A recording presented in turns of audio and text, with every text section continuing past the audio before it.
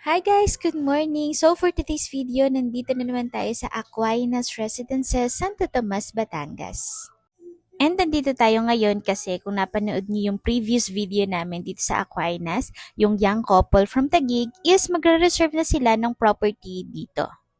So binigyan lang natin muna ng recap yung client natin about sa property and also yung mga available na lots as of now. And dahil nandito na rin naman tayo sa Aquinas Residences, bibigyan na rin namin kayo ng update ng status dito sa development. Commercial muna tayo sa batang makulit at cute na to, o di ba? So sa ngayon, ito yung ating drone shots dito sa Phase 1 ng ating Aquinas Residences. Kita nyo naman ongoing yung construction ng ating mga units as well as yung mga road networks. Phase 1 pa lang to ha, and after natin dyan, i-present muna ulit namin sa inyo si Mia Townhouse. Meron tong lot area na 44 square meters and floor area of 51 square meters. May provision ito for one carport. Ito yung ating living and receiving area, dining, and also yung ating kitchen area. Please take note ha na ito ay dress-up unit so hindi kasama yung mga movable items.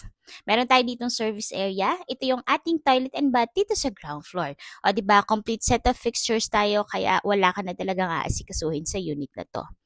For our second floor is naka-SPC flooring tayo dito and for the ground floor is naka-tiles na rin naman. And dito sa second floor, meron tayong 2 bedrooms and 1 toilet and bath.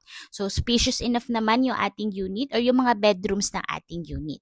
Kaya naman, perfect ito sa mga nag-uumpisang family tulad ng ating young couple. So, balik tayo sa ating reservation process.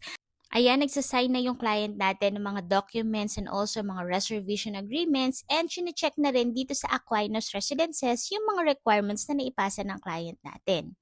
So, na-explain na rin naman natin sa client natin yung content ng ating reservation agreement and then yung mga questions sila is na-address na rin naman and as well as na-explain na rin natin yung kanyang sample computation lalo na pagdating sa housing loan na. Nakakatuwa kasi at this young age itong ating client is nakapag-decide na sila na mag-avail ng property. Kaya ikaw kung gusto mo ring makita itong mga properties na iniyo-offer namin dito sa Aquinas Residences, i-message mo na kami and schedule natin yung viewing mo with us. See you soon!